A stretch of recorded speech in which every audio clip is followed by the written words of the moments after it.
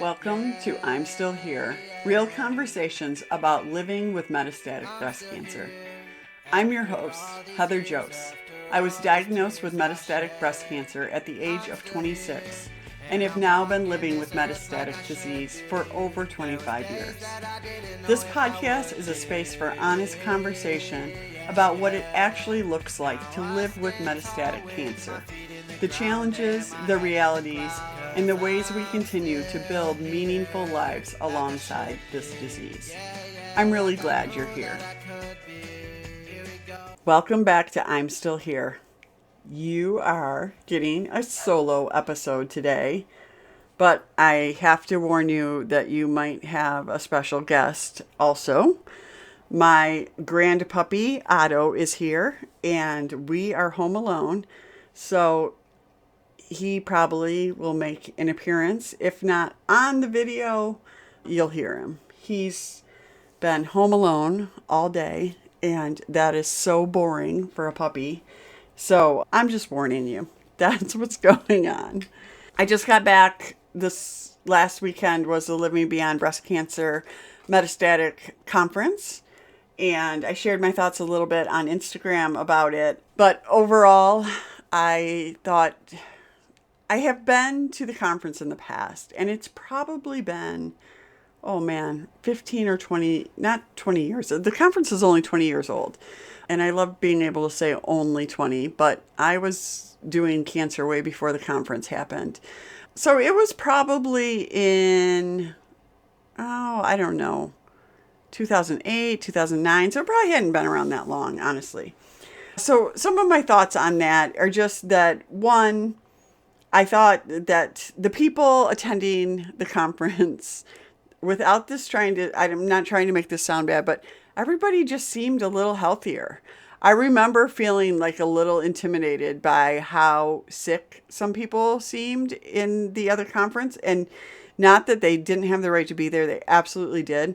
But it just felt like there was obviously more people there, and they seemed to be doing better overall, which I think is wonderful. Another just thing that I noticed was that there were some men there with their partners, and I thought that was awesome, and kind of all ages of that. There were definitely some older men, but some younger guys as well. And man, I loved seeing that and the support that's coming from that. I thought I don't really go there to get new information, which is probably bad. I probably should pay attention to, some new things that are coming down the pike. And there are some sessions like that. But I was there more to kind of look at, like, are they having sessions about just living with metastatic disease? I think that's really where I like to be, talking about those things, the challenges, the emotional side of it, all of it, right? Everything beyond the medical part, and also how to cope with the medical part, I would say. And there were some of those things. I thought it was fairly focused on people that were newly diagnosed. And so if you are that person, this might be a great opportunity for you. They have it every year in April, and they do scholarship a lot of people, both for the conference costs, but also for travel. So I think they are definitely working hard to do their best for those things. I would have liked to see panels and moderators, people that had been living longer with the disease. And just like as a side note, one of the things at the beginning, they had people stand up if they'd been 1 year with the, metastatic breast cancer. And then I think they did, 2 to 3 and a few, but then they stopped at 11. They said 11 and up. And one woman who I do know, and she's actually been on the podcast before, stood up and said 28. And then somebody else yelled 30. And then I piped in with 27. So I know, as somebody who was looking for hope, that would have really mattered to me, to know that there are people like that in the room. And so I felt like it was maybe something they could have done better in terms of not just acknowledging people that have lived longer, but really providing that hope to people who want to be in our shoes someday. So all that to say, that's my wrap up on living beyond breast cancer. But I wanted to talk to you today about regulation. And when I talk about regulation, this is kind of coming from a lens of your like nervous system, right? I was listening to a podcast recently. You guys, I spend a lot of time listening to the Liz Moody podcast. I just really like almost all of the topics that she has on, or things she talks about. But she had somebody on talking about ADHD, and I don't have ADHD. I'm quite sure of that. But I so resonated with some of the things that she was talking about in terms of like nervous system regulation. And as an occupational therapist, sometimes I hate the word like regulation, and I hate how it gets used in schools as if, everything about, not being regulated is a bad thing. But this really just kind of hit me and made me think about how the state of my body has been for so long. So when we talk about regulation, I'm talking about the fact that, your body is constantly scanning for threats. And when you've been diagnosed with metastatic breast cancer, it kind of gets stuck or can get stuck in that, oh my gosh, this is a threat, right? And so if you think about the fight or flight type of situation, which we have talked about, I think you've all heard that, right? That that your body can't make as many good decisions when it's in fight or flight, and that it's never really feeling completely safe. That's where I think so many of us live, in that situation where it's like, okay, what does regulated look like and how do we get back to there, right? So a regulated nervous system is supposed to detect threat. It's supposed to respond and then return to baseline, right?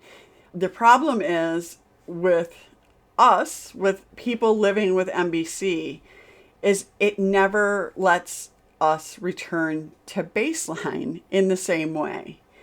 You kind of move from scan to scan, and maybe I'm talking about this right now because I'm literally just about to go get scans, and I'm just watching how my body's reacting to things, starting to ramp up a little bit. The anxiety that we've talked about, but the whole thing is this threat detector, right? Our signal, it's always put out there and it never gets to really turn off.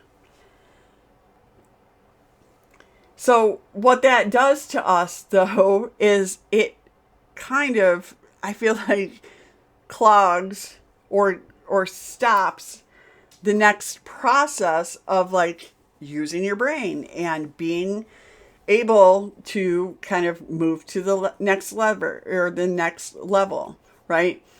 If you think about, I keep thinking about all of this stuff as like a baseline or a foundation. But if our nervous system is part of that and we're always at fight or flight, how do we get to like, oh, let me just think about something without freaking out about it? Or let me get rid of the hypervigilance. Or why am I so tired? Because my brain is constantly in this loop that is related to fight or flight. All of those things are there and they don't really go away. So that's where, even though I've gotten better in terms of not reacting to things in the same way, or outwardly my appearance is, oh yeah, I've got that down, I can handle this, I still think my brain spends a lot of time in this threat loop, right? This, what do I need to perceive? How do I take care of it? And then, oh, let me look again. What else is going wrong? So it causes kind of this anxiety that is just kind of a baseline for us. And I don't think it gets talked about. This is such an interesting intersection for me of being an occupational therapist who's worked many, many years in the schools with students who are dysregulated for a lot of different reasons. And as a person who has lived with metastatic breast cancer for a lot of years and is constantly trying to figure out how to just bring my system back to normal. And then I would say, as somebody who is clearly middle age at this point and recognizing that my body doesn't necessarily react in the same way, or there are challenges either related to menopause or just middle age. I don't know all of those things, but it just changes where I'm at, where I start at most days. So I don't have the answers for this. I will say that, but I think it really has been helpful for me, even just to think about, wait a second, where is my body in terms of, is what it's doing trying to perceive a threat? Am I in fight or flight, or am I above that where I can actually think of something and actually think it through and not just be tired? As far as what helps this, I think it's awareness. I don't think it's like there's a fix to this. I think it's working with it. So what regulation actually looks like when you cure, like well, the cool thing about regulation is there's no cure, just like MBC, right? It's not the goal. It's trying to figure out, how do I maybe bring some things into my life that help me bring myself out of that constant threat loop. So that could be a morning ritual. That could be breath work, which, okay, here's another thing that I think is funny, is like, I am terrible at breath work, and like, I'm a terrible runner. And all of this to say, it's like, okay, does my whole body just always operate on a system that is higher than take a deep breath? Never mind the fact that I have had allergies for so many years. But I'm just like, even from a breathwork standpoint, I feel like I don't necessarily access kind of the calmest part of my body. Someday I'm gonna get good at that. I'm going to learn breathwork.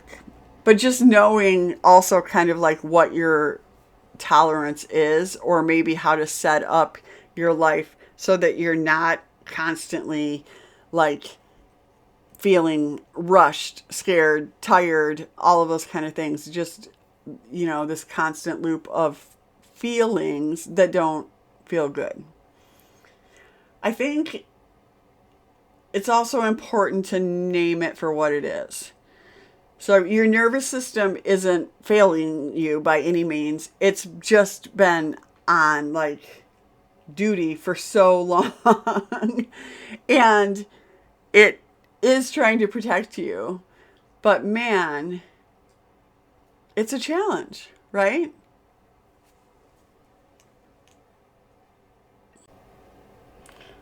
Okay, speaking of crisis and your body being on duty all the time, I just had to stop Otto from chewing on the cord. He loves two things. He loves glasses and he loves cords. So my light could just be going out because of him. Anyway, let's go back and let's talk a little bit more about this fight or flight and the way that we live in it. What I'm coming to realize is that it doesn't matter that I've been living with metastatic disease for 27 years. My body, in some ways, perceives that as 27 years of threat. And, you're meant to do kind of acute stress and then go back down. But what your body's not always great at figuring out is like, Okay, if it happened once, it'll happen again. And are we still in that situation? Right? So it's always getting ready for the next thing. It's not necessarily anxiety. It's not like I am necessarily worried about things. This is regulation. This is kind of the lower level of that. It's almost below, it's below the thoughts, right? It's how is your body reacting to life in general. So it's kind of that the body keeps the score situation, not just emotionally, but physically, right? And I feel like in so many ways, I'm in the midst of this. And again, could be other things as well. But, the weight that doesn't go away for me, the weight like physically on my body, the sleep disruption, the fatigue that I have been working really hard to, figure out, why am I so tired? Why can't I get good sleep? What if it's all a part of this, right? I've been like, I'll just keep you posted on that, I guess, right? Because I'm in the middle of I did a sleep study. I'm going to end up with a CPAP, which I hate. I am going back to cardiology to talk about my beta blocker, which also has its own issues. But I wonder if the dysregulation is also kind of a part of this. And it's showing up as symptoms, right? Not just feelings. I don't know. I just think it's interesting to consider. The problem with dysregulation in general is that it can affect so many things, and some of those things, one thing that comes to mind is relationships. And when you look at it from a relationship standpoint, it can be kind of something that makes people a little unsure of how things are going with you or how you are, right? Normally you're kind of performing. Here's another. My son, I think I could share this with you. I feel like my son went to school every day and he kept it together all day long. He was a kid who he literally wore like tight Under Armour for most of elementary school. And I always thought, at least at first, I thought it was because he wanted to be like a football player. And that might have been a small part of it. But I also think that the compression really helped him hold it together a little bit. And again, as an occupational therapist, I understand that proprioception and that feeling that you're getting can be calming to your nervous system to help you kind of hold it together. But he would wear that stuff every day, and he was more of a mover and a shaker. And he a lot of times, if he was coming home from school, he would either fall asleep or he would be like kind of wound up, right? And that's from him performing all day and holding it together. We all do that in our own way. And like, I think that a lot of times for me, I don't come home and like freak out, but I do sometimes come home and take a nap. And is it from being tired, or is it from having to kind of perform when I'm out with the rest of the world? And how much is my dysregulation playing into that? I just think it's also interesting that we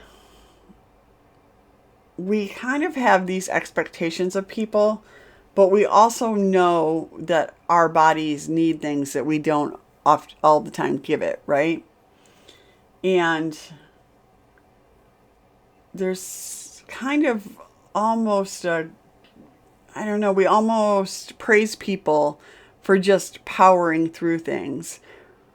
And when I think about regulation, I think about, oh my gosh, how can I figure this out? Like, how can I get to a point where I can really just learn to operate not from fight or flight, but from my body is calm and making good decisions that are not so taxing and not so difficult. I will say the scan cycle doesn't necessarily help any of that, right? Because you're kind of constantly like amping up or coming down off anxiety, and your body definitely remembers. And it remembers more when you've gotten results that are challenging than it does when you've gotten results that are good, right? When you get NED or stable, your body doesn't necessarily believe that in the same way. You kind of still brace the next time around, right? We know it can change, and it's a lot to deal with, right?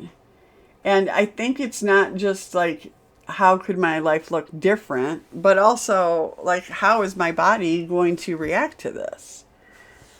And how do I keep moving on from there? So, I don't know. You guys, but dysregulation and the state of living with metastatic disease are like, they go hand in hand.